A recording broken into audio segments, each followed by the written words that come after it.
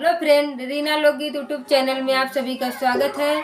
मैं एक नाच गीत गाने जा रही हूँ, आप लोग देखना। जितने हमारे भाई बहन हैं हमारे चैनल को लाइक करके सब्सक्राइब कर लेना, वीडियो फुल वॉच करके देखना, तभी आप लोग को आनंद मिलेगा। प्लीज।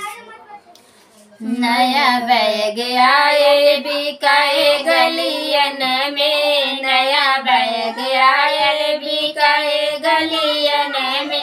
सास नहीं घर पे ससुर नहीं घर पे, सास नहीं घर पे ससुर नहीं घर पे।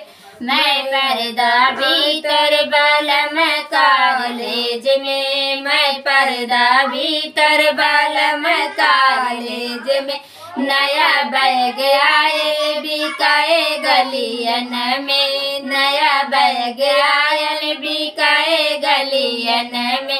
जेठ नहीं घर पे जेठान नहीं घर पे, जेठ नहीं घर पे जेठान नहीं घर पे।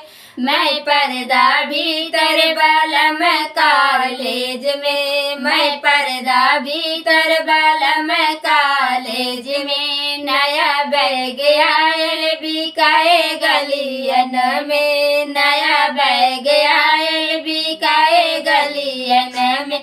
जेवर नहीं जेठ नहीं घर पे जेठान नहीं घर पे, जेठ नहीं घर पे जेठान नहीं घर पे।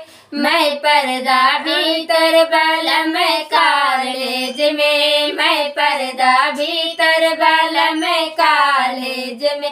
नया बैग आयल बिकाए गलियन में, नया बैग आयल बिकाए गलियन में।